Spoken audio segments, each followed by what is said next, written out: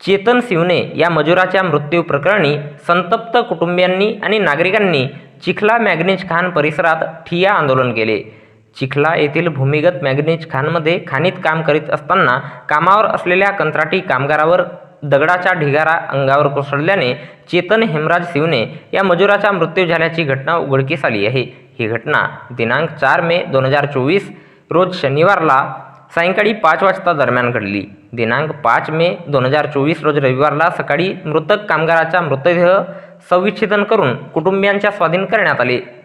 मृतदेह चिखला मॅंगनीज खाण प्रशासनाच्या रुग्णवाहिकेतून मृतकाच्या घरी आणण्यात आले। यावेळी मृतक मजूर चेतन शिवणे यांच्या संतप्त कुटुंबियांनी मृतक चेतनचा मृतदेह रुग्णवाहिकेतून चिखला मॅंगनीज खाण प्रशासकीय कार्यालय परिसरात नेण्यात आला।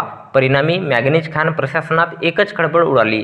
जोपर्यंत मृतकाच्या नातेवाईकांना तात्काळ आर्थिक मदत आणि चिखला मॅंगनीज खाणीत नोकरीवर घेण्याचे लेखी आश्वासन देत नाही, तोपर्यंत मृतदेहावर अंत्यसंस्कार करणार नाही, असा आक्रमक पवित्रा मृतकाच्या नातेवाईकांसह चिखला येथील नागरिकांनी घेतला असल्याने प्रकरण अधिकच चिघळले। दरम्यान सदर प्रकरणी मृतक कामगाराच्या परिवारातील सदस्य आणि चिखला येथील नागरिकांनी चिखला मॅंगनीज खाण प्रशासकीय कार्यालयाला घेराव घालत दुपारी 2 वाजतापर्यंत ठिय्या आंदोलन करण्यात आले। दरम्यान चिखला मॅंगनीज खाण प्रशासनाचे अभिकर्ता उपमहाप्रबंधक UA भाटी, खाण प्रबंधक निलेश खेडकर, आमदार राजू कारेमोरे, माजी आमदार चरण वाघमारे, उपविभागीय पोलीस अधिकारी रश्मिता राव, पोलीस निरीक्षक विनोद गिरी, सिहोरा पोलीस निरीक्षक नितीन मदनकर, जिल्हा परिषद सदस्य कृष्णकांत बघेल, सभापती नंदू रांगडाले, सरपंच करुणा काकडे, उपसरपंच दिलीप सोनवाने, माजी सभापती कलाम शेख हे घटनास्थळी दाखल होते।